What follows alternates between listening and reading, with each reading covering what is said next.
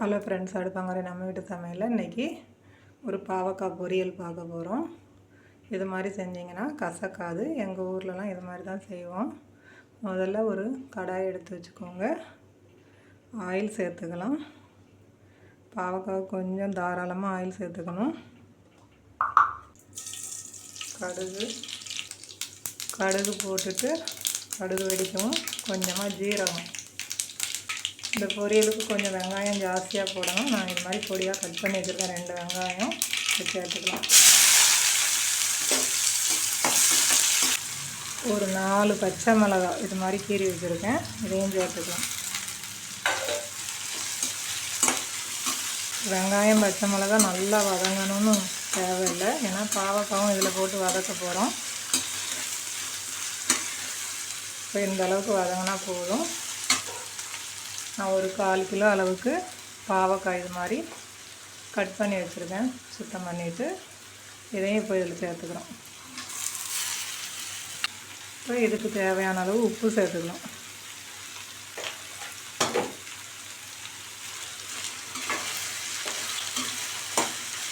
உப்பு சேர்த்து நல்லா கிளறி விட்டுக்கலாம். பாவக்காய் நல்லா வேகிற அளவுக்கு இது மாதிரி கிளறி வேக வச்சுக்கலாம் ஒரு 10 நிமிஷத்துக்கு. இப்போ நல்லா பாவக்காய் கலர் சேஞ்ச் ஆகி நல்லா வதங்கிடுச்சு. நம்ம இந்த ஸ்டேஜில் தேங்காய் போட்டு இறக்கிற வேண்டியதான். ஊரில் தேங்காய் மட்டும் தான் போடுவோம். நான் கொஞ்சமாக தனி மிளகாத்தூள் இதில் சேர்த்துக்க போகிறேன்.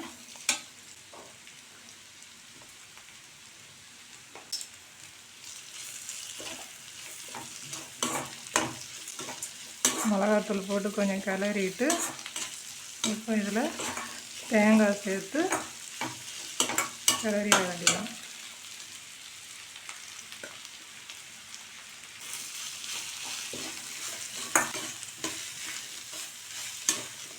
தேங்காய் சேர்த்து கொஞ்சம் நல்லா கிளறி விட்டுடலாம். ஊர்லலாம் விறகடுப்பில் செய்யும்போது அப்படியே அடுப்பில் கனலே போடும்போது கொஞ்சம் நல்லா அந்த பாவக்காயில் உள்ள நீரெல்லாம் நல்லா சுண்டுச்சுன்னா கசப்பே இருக்காது, சூப்பராக இருக்கும்.